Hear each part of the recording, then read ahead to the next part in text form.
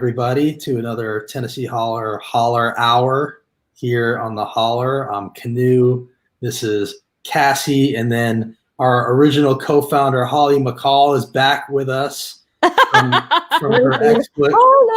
Holler for Holly. She's now looking out rather than hollering. Out. So make sure you follow the lookout. Is it follow the lookout? What do you say? No, it doesn't. I don't know. Does it have a phrase? Hook out with the lookout. Peep the lookout. Peep out at the lookout. I like that. Yeah, TN Lookout is where you can find them, and at JHollyMC on Twitter. This is the Holler Hour, and that means that everybody needs to get ready to jump in with us. You guys have been pretty good about doing it lately, but this is where if you have anything to holler about, if you want to send your love to RBG, if you want to send your anger at this guy, then let us know and jump in with us. You can just message us for the link on Facebook or on Twitter, and we will get you in here to hear what you have to say. Also, we should definitely say that your donations keep us going, so thank you so much for those.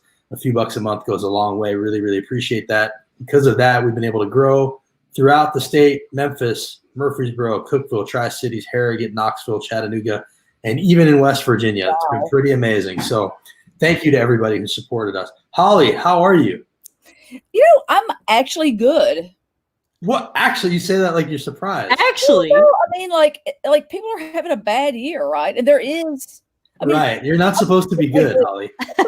I'm good today. You're good today. Okay. Because there are days that I have so much anxiety about the state of the country that, I don't need to tell you guys. Well, let me just say this. You're doing a great job with the lookout, so maybe that's part of why you're good. It's doing good work. You guys have already been in the news a bunch on a few things, so let's actually get to talking about one of those things right away. Let's talk about this controversy that happened last week.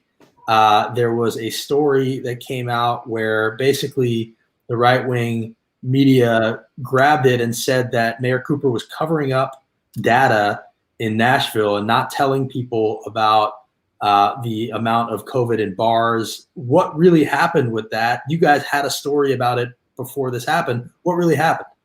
Yeah, so last Wednesday night, I was sitting around scrolling through my Twitter feed, as I am wont to do at any given minute, and the story from Fox 17 had popped up, and it basically said, hey, there's this effort to, what was the word they used?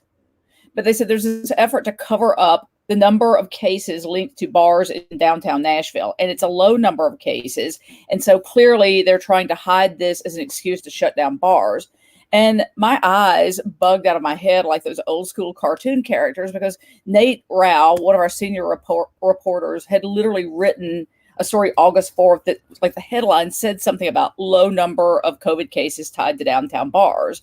And so I tweeted back, I was like, hey, your story's wrong. Here's the link to the story that we did, on August 4th. And we did it with the mayor, like the mayor's office gave us numbers. And then I sent an email to Fox 17, who has not responded almost a week later. And then it just started to spiral from there, because people saw the story. And that thing about a lie goes far around the world and the time it takes, blah, blah, blah, whatever. The truth to put their pants on or something like that, right? Exactly, something like that. And so that's what happened. And then I called Nate, and then Nate's eyes bugged out, and he reported it. They had also said that Nate was with the Tennessean in the story, even though he left the Tennessean a year ago. So we did get that corrected, and it took off from there. And Fox really dug in for a couple of days and said, yes, it's true. They were trying to cover up.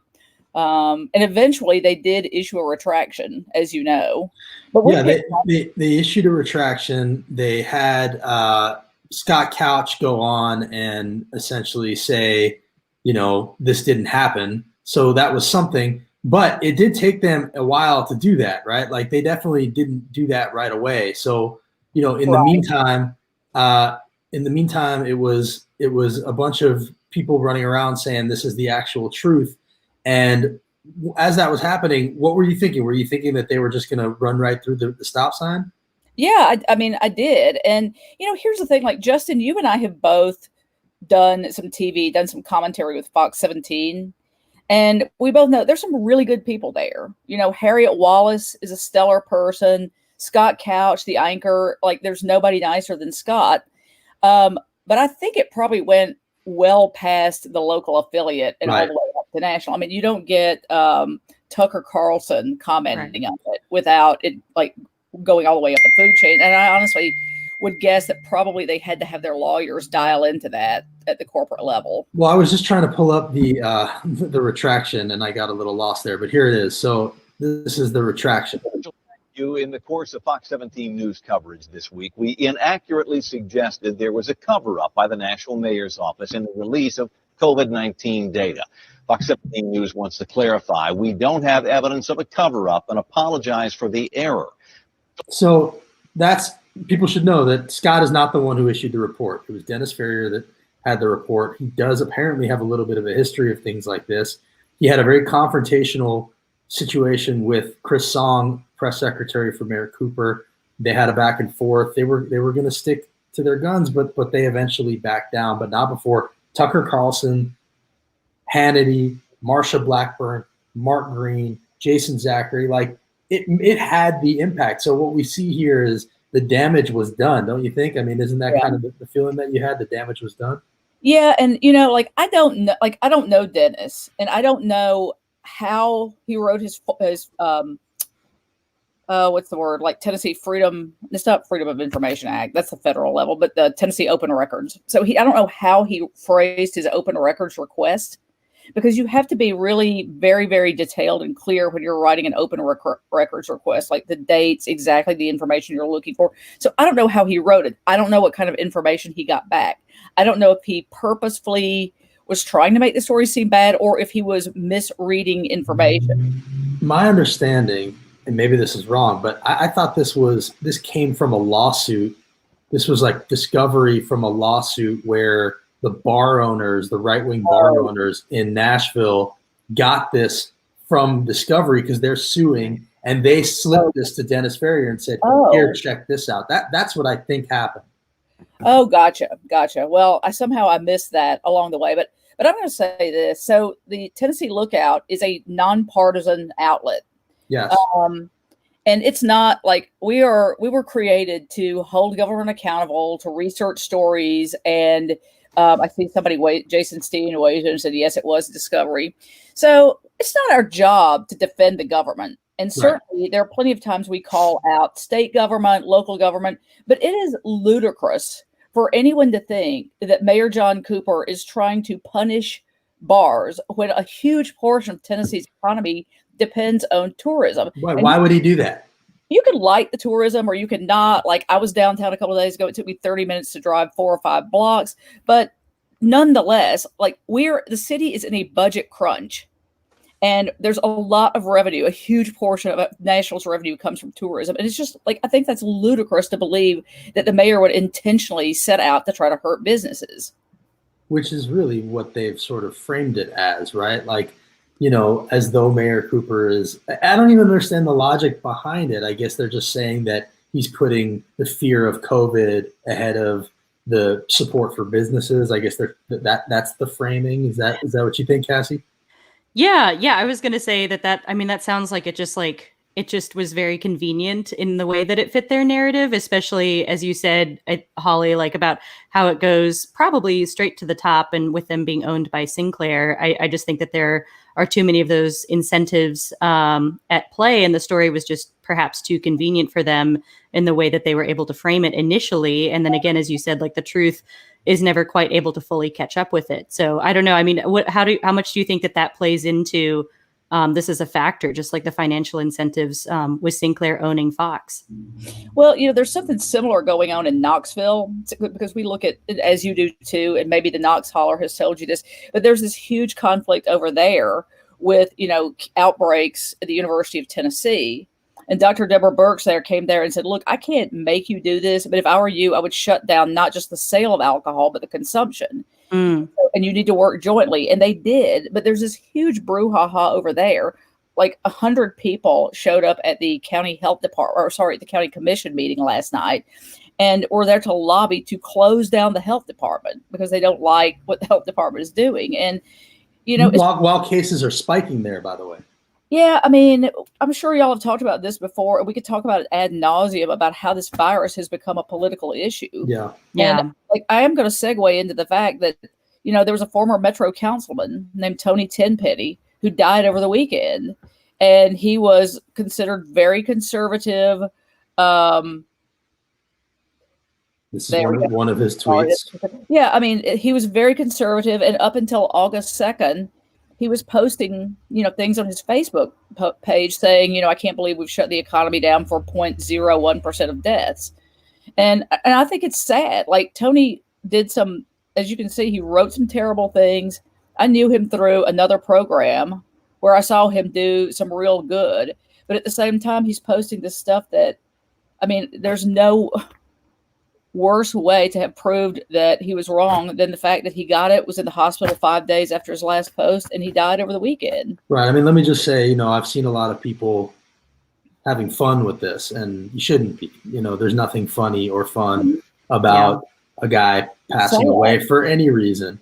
But I do think we need to let this lesson land. And, this is a guy who was absolutely on Facebook saying these things, minimizing the virus, perpetuating myths and bad information, and he paid with his life.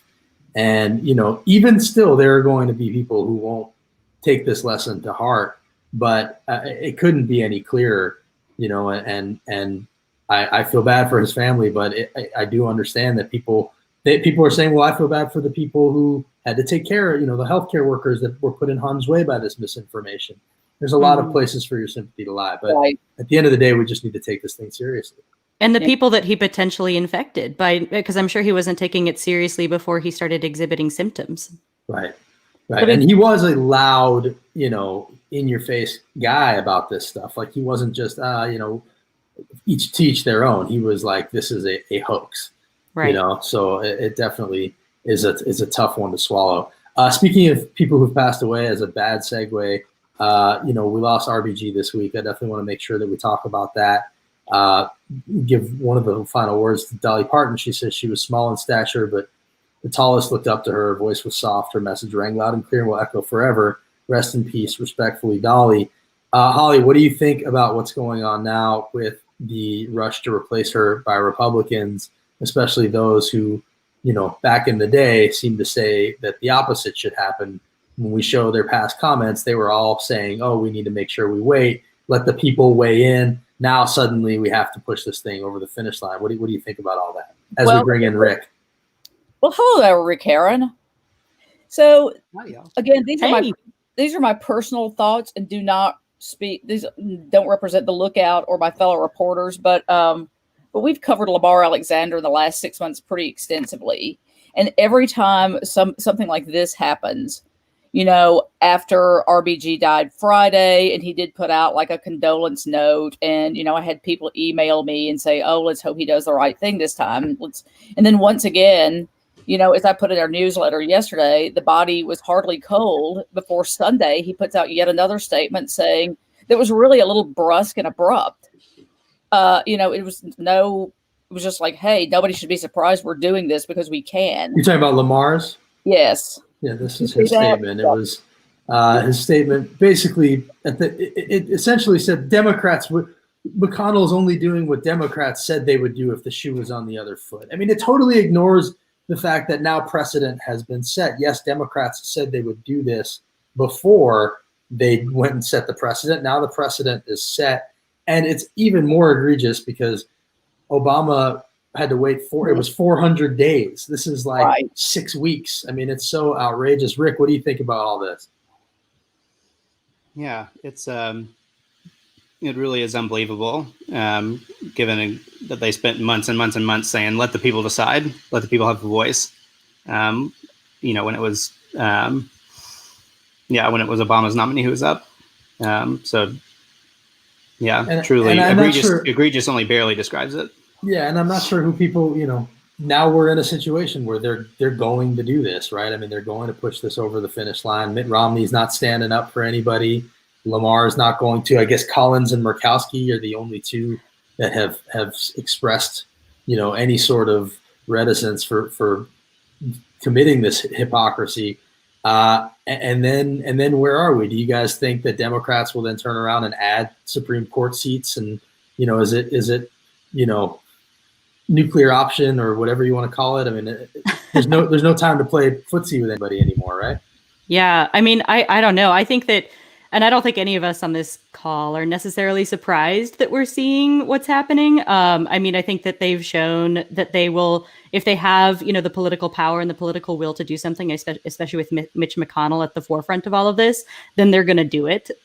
Right. So it's definitely not surprising. But I think that that's, it's incumbent on, Democrats and people that have progressive values.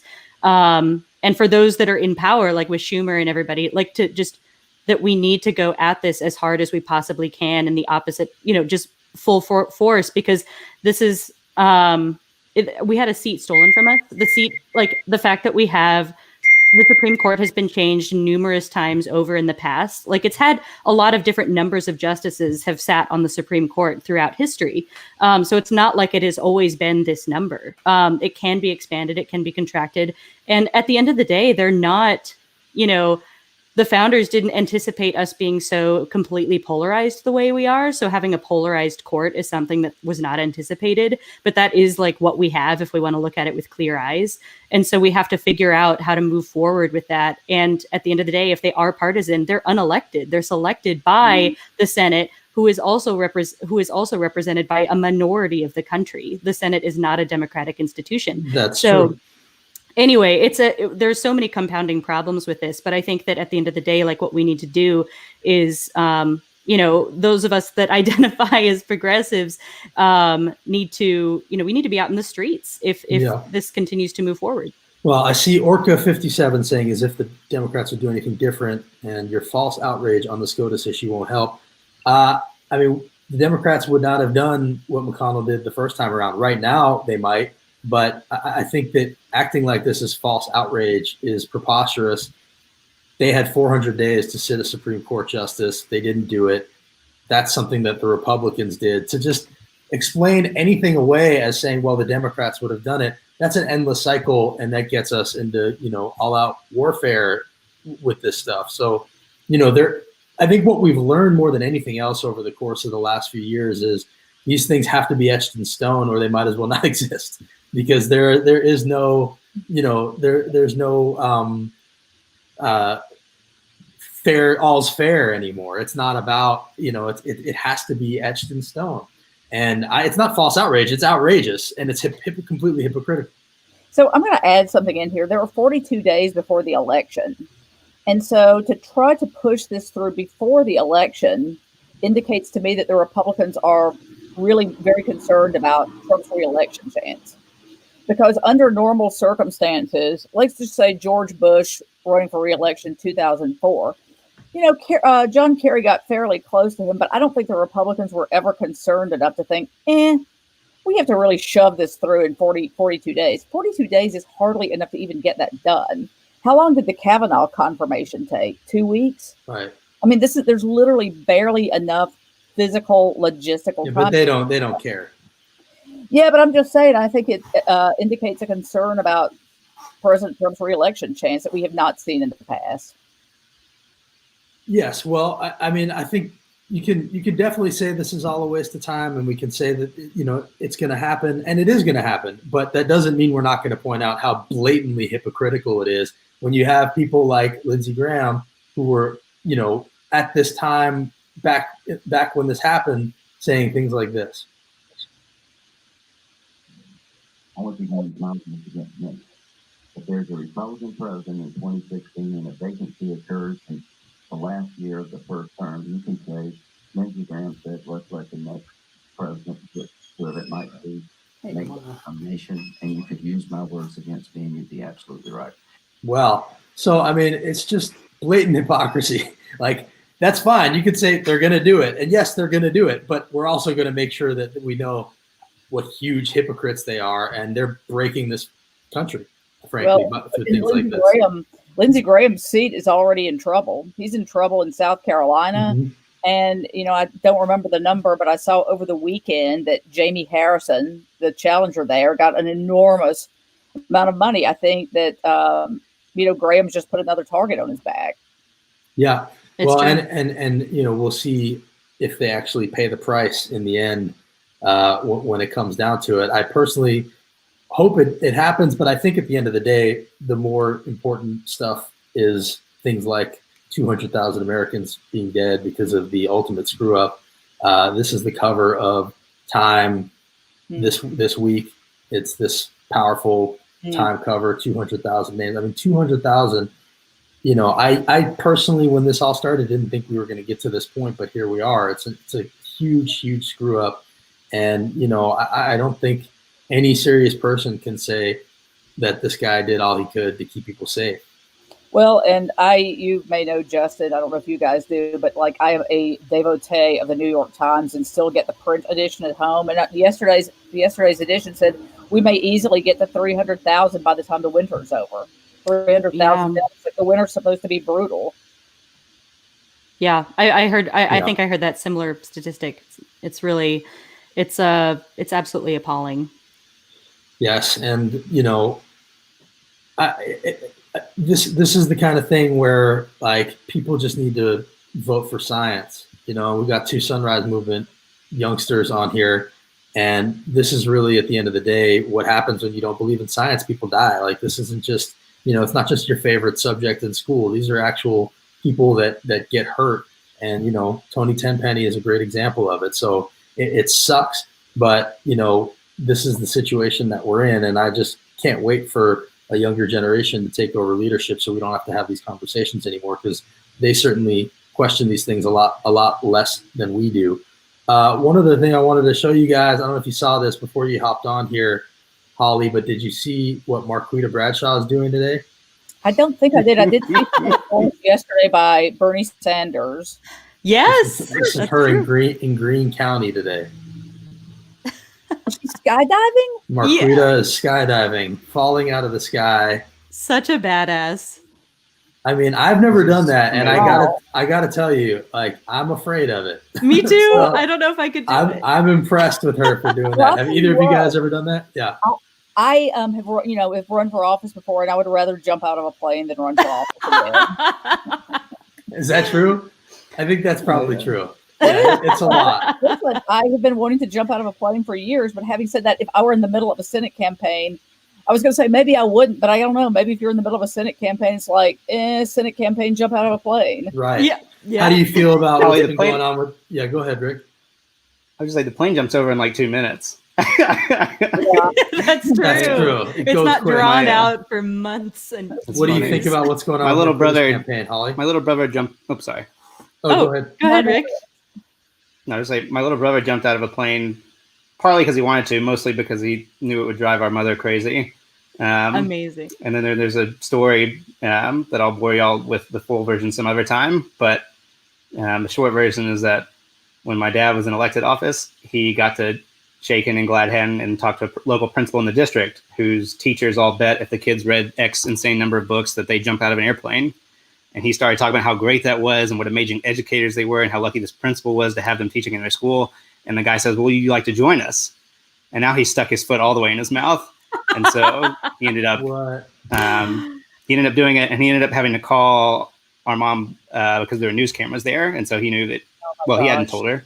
Of course not. So he had to call her before she saw it on the Channel 5 News. Wow. Oh my God. Wow. That's so funny. But I knew Marquita was a high flyer. I'm relieved to see she's also really good at falling. This safely. is a better idea than the idea that I had that I would always bother Holly with, which was to get a hot air balloon. Oh my God. Fly it over Franklin. Why didn't you I really do wanted that? a hot air balloon when I was running for Congress. Holly would never let me do it. Yeah, so Holly. he did, since like now this is where it turns into the Justin and Holly argue with each other. So